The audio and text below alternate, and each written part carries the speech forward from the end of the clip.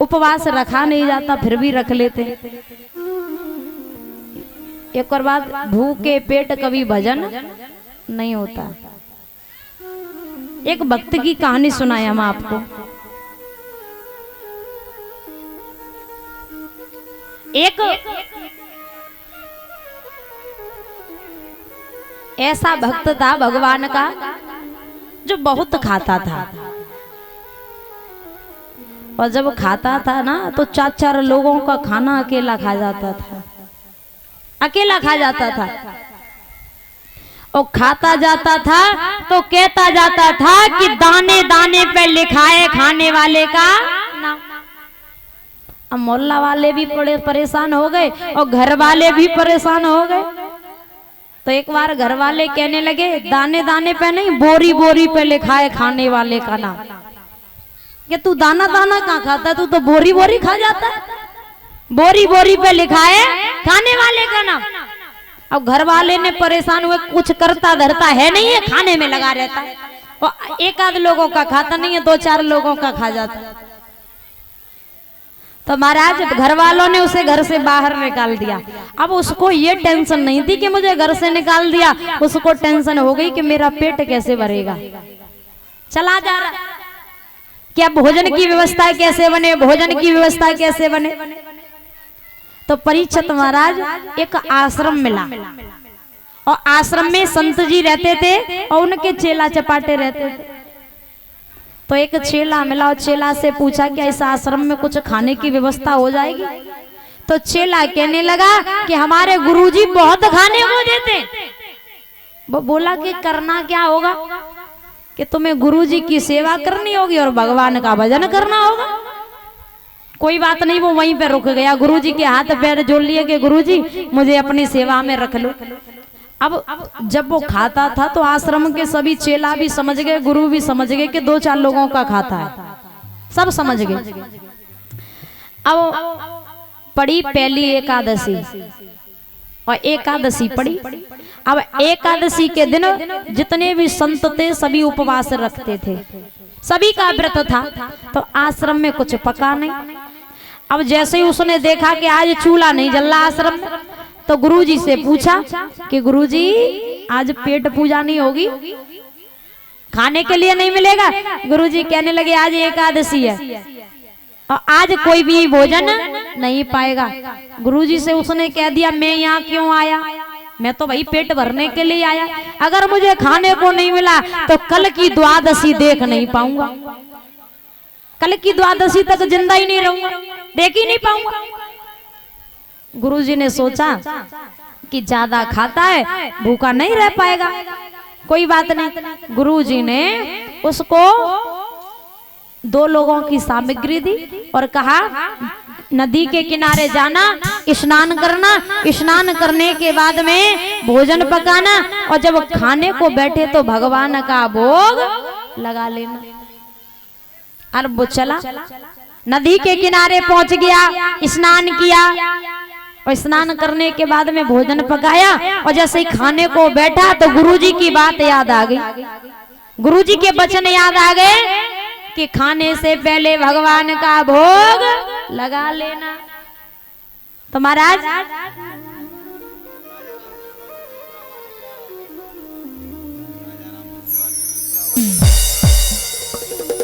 भागवत के भंडारे में ये दान आया 1100 रुपए राजा राम कुशवाहा जुगरूपुरा वाले। जोरदार तालियां। हम भगवान से प्रार्थना करेंगे भगवान की मनोकांक्षा मनोकामना पूर्ण करे।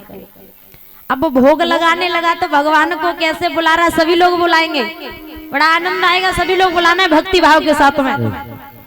कि मेरे राम आइए, प्रभु राम आइए, मेरे भोजन का भोग लगाइए।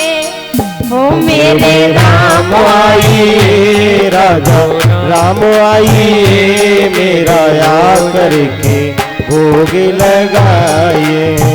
ओ मेरे राम आइए, प्रभु राम आइए, मेरे भोजन का भोग लगाइए। मेरे राम आइए, राजा राम आइए, मेरा आकर के भोग लगाइए। बुलाने लगा भगवान को कि मेरे राम आइए, प्रभु राम आइए और आकर के भोग लगा जाइए। अब भगवान नहीं आए परीक्षित महाराज, और जब भगवान नहीं आए तो क्रोध में बोला, गुस्से में, आना है तो आ जाओ, और तुम आश्रम के भरोसे रहो तो वहां पर कुछ बना ही नहीं है जो खा लोगे, वहां पे कुछ बना नहीं, इसलिए आ जाओ, फिर बुला रहा हूं। फिर बुलाया, और जब भगवान को बुलाया तो भगवान राम भी आ गए और सीता मैया भी आ गए। और जब सीता मैया को देखा तो आग बबूला हो गया। मैं तो 2 ही लोगों की सामग्री लाया था और 2 लोग तो यही हैं, और जब ये भोजन खा लेंगे तो मैं क्या खाऊंगा, मैं क्या खाऊंगा। क्रोधित हो गया। भगवान राम बोले, ये हमारी पत्नी है और हमारे साथ रहती है, चली आई। तो कहने लगा, प्रभु चलो भोग लगाओ। अब भोग लगा लिया। अब भोग लगाने के बाद में जब राम सीता जाने लगे तो बोला, प्रभु रुको, रुक जाओ, पहले एक बात बता के जाओ, अगली एकादशी पड़ेगी तब तुम 2 ही लोग आओगे। भगवान बोले, हाँ हम 2 ही लोग रहते हैं, 2 ही लोग आएंगे। अब वो पहुंच गया गुरुजी के पास में। अब पड़ी दूसरी एकादशी। अब दूसरी एकादशी पड़ी तो गुरुजी से बोला, गुरुजी मुझे 3 लोगों की सामग्री चाहिए। तो महाराज जैसे ही सामग्री लेकर के नदी के किनारे पहुंचा, भोजन बना लिया, स्नान कर लिया। अब भोग लगाने के लिए जैसे ही बैठा, बुलाने लगा भगवान को। सभी लोग बोले तालियां बजा करके कि मेरे राम आइए, मैया साथ लाइए, मेरे भोजन का भोग लगाइए। ओ मेरे राम आइए, मैया साथ लाइए, मेरे भोजन का भोग लगाइए। ओ मेरे राम आइए, मैया साथ लाइए, मेरे भोजन का भोग लगाइए। ओ मेरे राम आइए, मैया साथ लाइए, मेरे भोजन का भोग लगाइए। बुलाने लगा कि मेरे राम आइए और मैया को भी साथ ले आओ, क्योंकि आज तो व्यवस्था करके आया है, 3 लोगों की सामग्री लेके आया कि मैया को भी ले आओ। और जैसे ही भगवान राम ने आवाज सुनी तो राम भी आ गए, मैया सीता भी आ गए, पीछे तो लक्ष्मण जी आ गए, लक्ष्मण भी चले आए।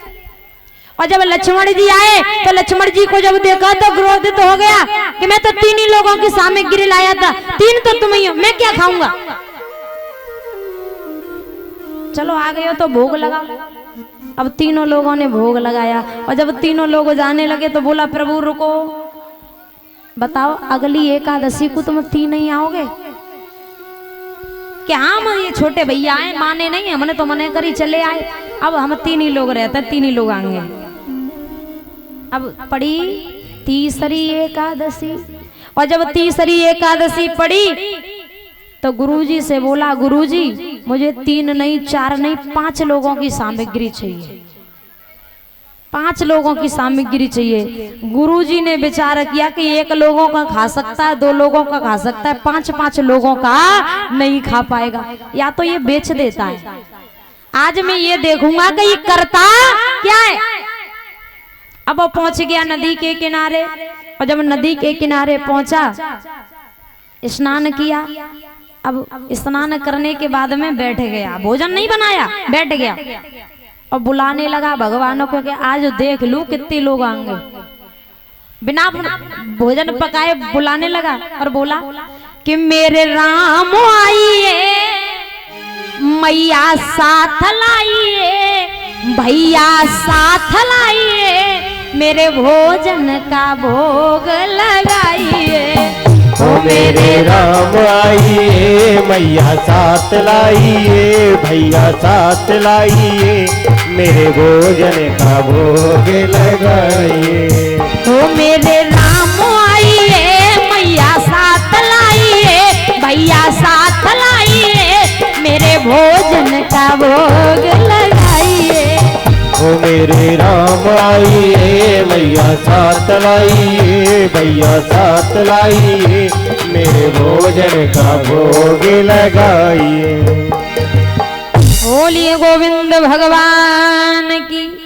बुलाने लगा कि मेरे राम आइए, मैया साथ लाइए और भैया को भी ले आओ, यानी लक्ष्मण को भी ले आओ।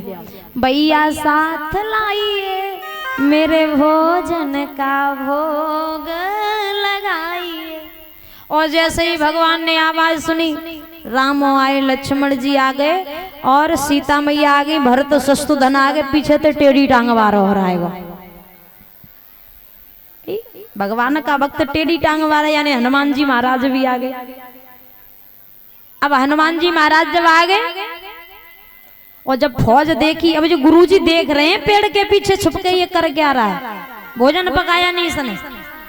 अब जब फौज देखी ना, कहने लगो ना आज मैं भोजन बनाऊंगा और ना खाऊंगा, तुम खुद बनाओ और खुद खाओ और मऊए खवाओ।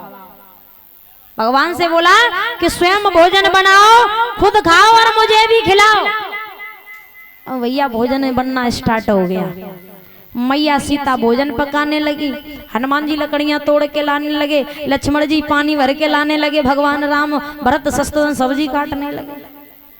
अब भोजन पक रहा है, उसको ये दिख रहा है, लेकिन गुरुजी को दिख नहीं रहा। गुरुजी को राम जी नहीं दिख रहे। आ गए गुरुजी और गुरुजी ने पकड़ लिया। क्यों रे, तू इतनी सामग्री लेके आता है, ये सब बेच देता है। कहने लगा गुरुजी अंधे हो क्या, दिखता नहीं है? मेरे राम खाना बना रहे, मैया सीता खाना बना रही है, लक्ष्मण जी भरत शत्रुघ्न हनुमान जी तक यहाँ। गुरुजी कहने लगे मुझे नहीं दिख रहा। हाथ जोड़ के भगवान से बोला कि प्रभु हमारे गुरुजी को दर्शन दे दो ना, आज हमारी खैर ना ने। ये तो यही समझेंगे कि जी बेच दे तू है। तो भगवान बोले मैं तुम्हारे गुरुजी को दर्शन नहीं दे पाऊंगा। बोला क्यों? भगवान बोले कि मैं तुम्हें क्यों दिखाई दे रहा हूं, क्योंकि तुमने हर दिन मेरा भोग लगाया है। ना तुम स्वयं भूखे रहे, ना तुमने मुझे भूखा छोड़ा।